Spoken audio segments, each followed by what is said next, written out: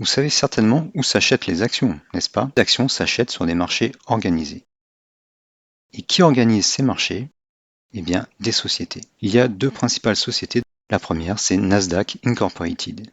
Oui, je parle bien d'actions et pas de l'indice, car il existe une action qui s'appelle Nasdaq et qui gère la place de cotation des valeurs technologiques. Donc cette action Nasdaq, si on la regarde sur le long terme, elle semble suivre une courbe assez intéressante et qui ressemble pas mal à celle du Nasdaq.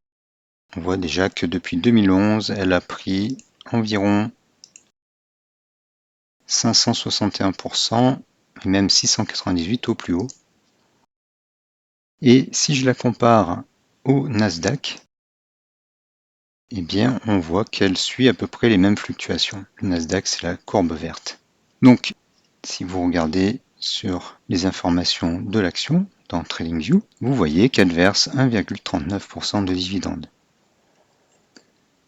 D'autre part, son profil financier est assez intéressant.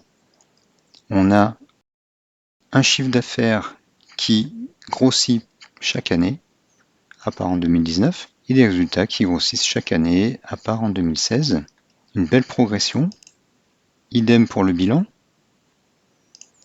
Et côté statistique, alors il n'y a pas de quick ratio et de current ratio, mais on a des ratios de dette assez intéressants, sauf la dette par rapport aux fonds propres. Mais ce que je retiens, c'est surtout la progression régulière des revenus. Ça, c'est pour les actions américaines. Nous, en France, on a Euronext. Euronext, c'est un peu l'équivalent de Nasdaq. Cette valeur a bien progressé depuis 2015, 343%, 481 au mieux. Elle verse un dividende un peu plus élevé de 2,49%. Et ses ratios financiers sont également intéressants. Une belle progression du chiffre d'affaires. Le revenu ne progresse pas toutes les années. Côté bilan, donc elle a augmenté son bilan très récemment.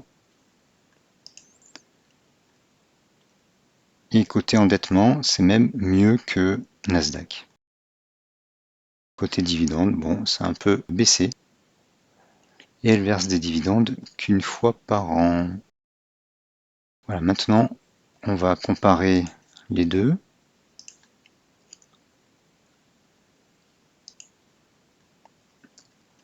Donc Euronext semble progresser un peu moins.